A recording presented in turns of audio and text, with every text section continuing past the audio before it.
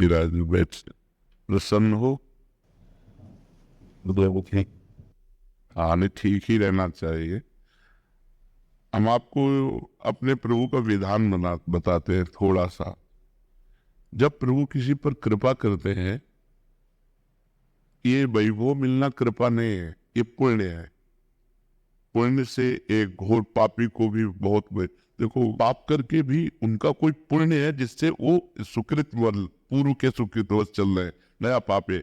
ये वैभव बढ़ना या यश बढ़ना, ये भगवान की कृपा नहीं मानी जाती। भगवान की कृपा मानी जाती है अंदर का चिंतन बदलना, जिससे आपके अनंत जन्मों के संस्कार भस्म होकर और अगला जो है बड़ा उत्तम होगा। अंदर के चिंतन से होता, बाहर से कुछ नहीं होता। महत्व अंदर का चिंतन। अच्छा, अंदर का चिंतन हम लोगों का स्वभाव बन गया बहिर्मुखी। बहिर्मुखी मतलब बाहर, बाहर यश कीर्ति लाभ विजय, इससे हमको सुख मिलता है। अंदर से कोई मतलब नहीं रखता कोई, कोई विरला ही अंदर से। अब क्या होता है, भगवान जब कृपा करते हैं तो संत समागम देते हैं, फिर दूसरी जब कृपा होती तो विपरीतता देते हैं, और फिर अंदर से एक रास्ता देते हैं। ये मेरा रास्ता है, ये परम शांति का रास्ता है, ये शांति का रास्ता नहीं। भगवान वो रास्ता देते हैं और जीव को अपने पास बुला लेते हैं। बिना प्रतिकूलता के संसार का राग नष्ट नहीं होता। किसी को भी वैराग्य होता है तो संसार की प्रतिकूलता देखकर वैराग्य होता है। सब कुछ हमारे अनुकूल है तो हम आनंदित होकर उसका भोग करते हैं। जब हमारे ऊपर प्रतिकूलता आती है तब ठेस पहुंचती है कि इतना झूठा संसार, तो अंदर से भगवान रास्ता देते हैं। ये सही है। भगवान बिना प्रतिकूलता के इस संसार को छुड़ाने का कोई भी औषधि नहीं रखी। आज तक जितने बड़े महापुरुष हुए हैं, जिनका जीवन बदला है, उनको प्रतिकूलता का दर्शन करके बदला है। तो कभी प्रतिकूलता आए तो उस समय आनंदित हो कि मेरे ऊपर अब भगवान की कृपा हो रही है, कि मुझे सतमार्ग में चलने की प्रेरणा मिल रही है। अगर सतमार्ग छूटा, और ये सब तो एक सेकंड के लिए आप विचार कीजिए। अब अपना सुधार कर लो, अपने जीवन को सत्य में ले आओ, तो अगला जो होगा वो बहुत जोर का होगा। चाहे जन्म हो तो श्रीवान कुलवान धनवान वैभव संपन्न ऐसे, और भक्ति की अनुकूलता, भक्ति की अनुकूलता। खास बात श्रीवान धनवान कुलवान नहीं, खास बात भक्ति की अनुकूलता। अगर इस जन्म में भगवत प्राप्ति नहीं हुई तो भगवान श्री कृष्ण ने गीता में कहा है कि मेरे भक्त का नाश नहीं होता। मैं कुलवान धनवान श्रीवानों के कुल में जन्म देता हूं और फिर पुनः भक्ति का माहौल देता हूं, और पूर्व का जो भजन छूटा हुआ हो वही से उसको। अब बिल्कुल ऐसे ही रहो जैसे रह रहे हो, बिल्कुल संसारिक बन करके रहो, लेकिन अंदर का चिंतन आपका बदल जाए।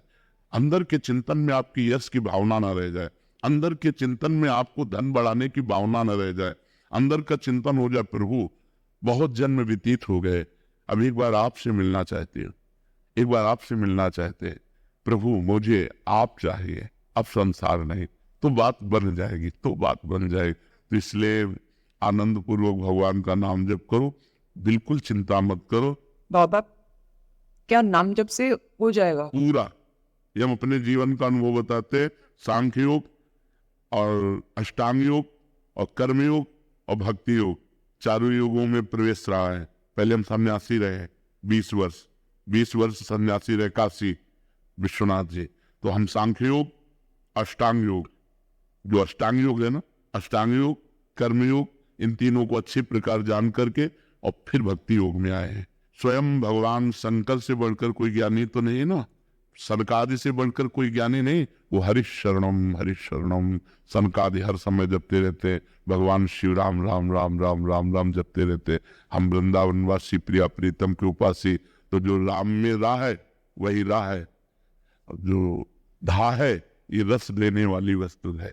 तो हम राधा राधा राधा राधा, मतलब आप ये समझो कि हमारी इतनी तार्किक बुद्धि नहीं, हमारी श्रद्धालु बुद्धि नहीं रही। सन्यासी की जो बुद्धि होती है वो तर्क प्रधान होती, कसौटी पर कसने पर। तो हम केवल भावुकता में राधा राधा का प्रचार नहीं कह रहे कि हमने सुना और ऐसे ग्रंथों में पढ़ा और ऐसे कह रहे, स्वयं स्वाद लेके कह रहे और विश्वास के साथ कह रहे कि यदि आप राधा राधा जपते हो तो इसी जन्म में भगवत प्राप्ति हो जाएगी, इसी जन्म में। जैसे किसी से कहा जाए कि तुम सत्य बोलो, मंदिर में चढ़ के बोलो, तो हम मंदिर में नहीं, हम वृंदावन में बैठे हैं। करोड़ों मंदिर इसकी समानता नहीं कर सकते, भगवान का परम धाम है। अगर राधा राधा नाम चल रहा है तो इसी जन्म में भगवत प्राप्ति हो जाएगी। हमारी आखिरी श्वास यदि राधा, तो मुझे श्री जी की प्राप्ति, भगवान की प्राप्ति हो जाएगी। इसमें कोई संशय नहीं और किसी साधनों की कोई आवश्यकता नहीं। आप केवल अंदर ही अंदर चलाइए और लिखिए। देखो, हम जो कह रहे हैं उसको समझो। बहुत अधिक नाम जपने की हमें चेष्टा नहीं करनी, कम संख्या हो लेकिन मन लगा करके हो। जैसे हम, अब देखो, आप लिखो राधा, अपने दिमाग में लिखो, खुले नेत्र लिखो या बाहर बाहर देखो, दिखाई दे रहा है राधा लिखा हुआ, वही कान में सुनो राधा, वही अंदर उठाओ राधा, ये तीनों का एकाकार हो जाए तो ये करोड़ों नाम जप के बराबर है। देखो, जैसे हम बोला राधा, ऐसे हम 1000 राधा नाम बोले तो हम बोला राधा, ये उपांशु है, इसे उपांशु कहते हैं। राधा राधा राधा राधा 1000 बार, ये उपांशु हुआ।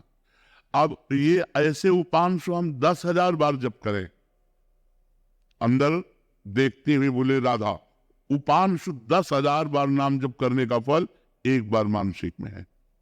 इतना बड़ा फल है ये। ऐसा राधा राधा राधा चल रहा है, नेत्रों से हम उसे देख रहे हैं, कानों से उसे सुन रहे। आप देखना कि अगर मन भगेगा तो आप लिख नहीं पाओगे राधा नाम, अगर लिख रहे हो तो मन भगेगा नहीं। तो चाहे 10 बार लिखो, 100 बार लिखो, लेकिन एक अभ्यास बनाओ ऐसा कि कुछ समय शांति से स्नान आदि करके बैठ गए और राधा राधा लिख रहे हैं, उसी का चिंतन कर रहे हैं। इसे अपना जीवन बना लो। फिर